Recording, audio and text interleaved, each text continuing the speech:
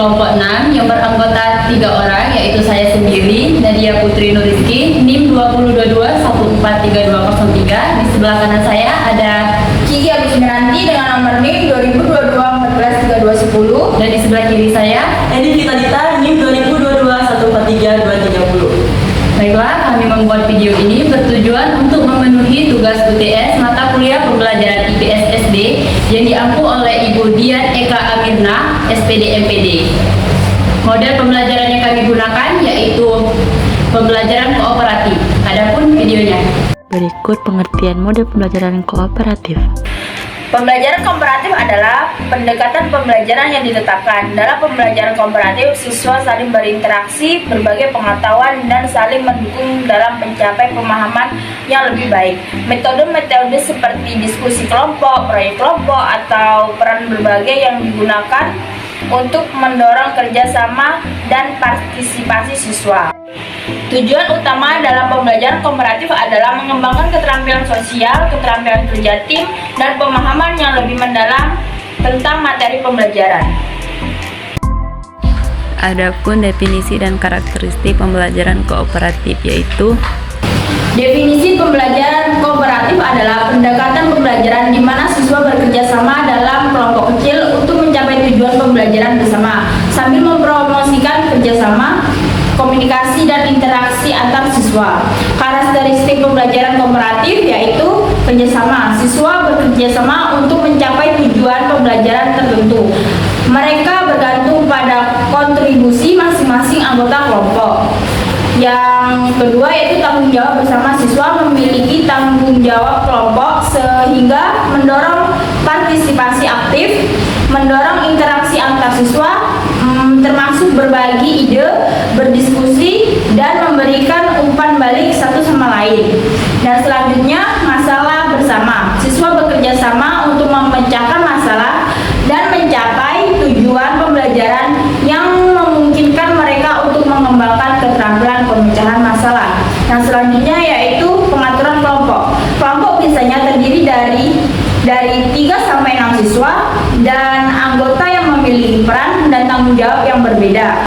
Adapun langkah-langkah pembelajaran kooperatif meliputi Yang pertama, pembentukan kelompok. Siswa dibagi menjadi kelompok kecil dengan anggota yang beragam kemampuan. Kedua, penetapan tujuan. Menentukan tujuan pembelajaran yang spesifik untuk setiap kelompok. Ketiga, penguasaan tugas kelompok. Memberikan tugas atau proyek yang menantang pada setiap kelompok. Keempat, pembagian peran. Setiap kelompok diberikan peran yang jelas dan tanggung jawabnya. Yang kelima, pemberian bimbingan. Memberikan bimbingan dan dukungan saat kelompok bekerja. Keenam, kolaborasi dan diskusi. Mendorong siswa untuk bekerja sama, berbagi ide, dan mendiskusikan konsep atau masalah.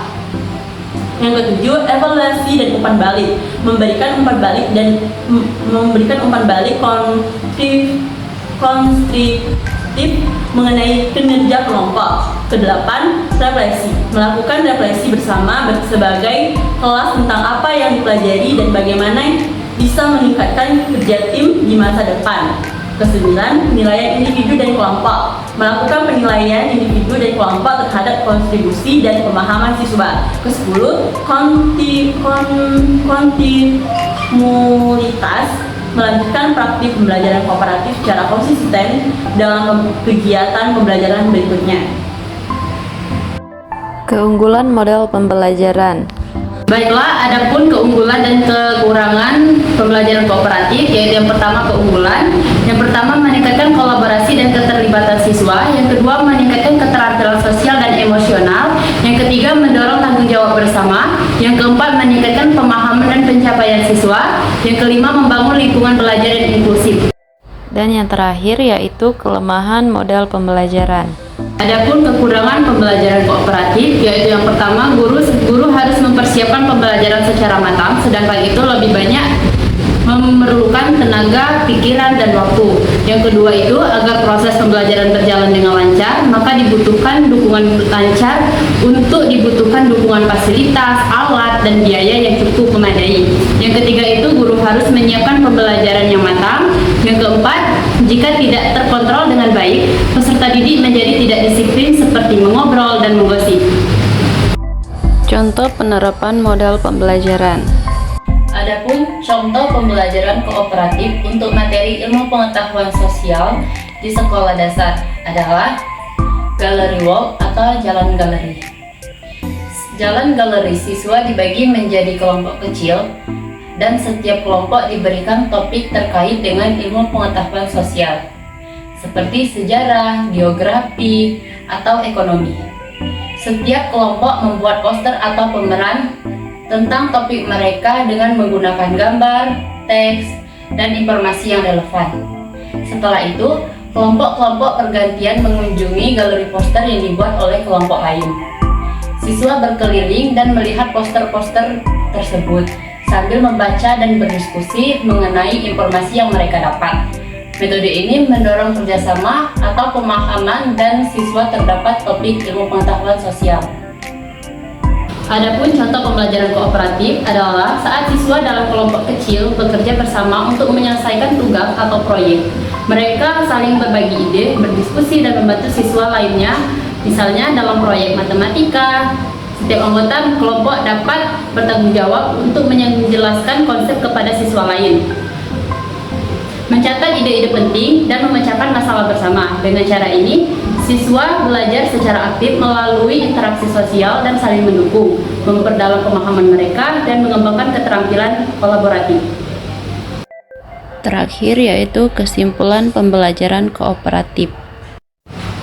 Jadi, kesimpulan pembelajaran kooperatif adalah pendekatan di mana siswa bekerja dalam kelompok kecil untuk mencapai tujuan pembelajaran bersama-sama. Dalam pembelajaran ini, siswa belajar memulai interaksi sosial, berbagi ide, dan saling membantu.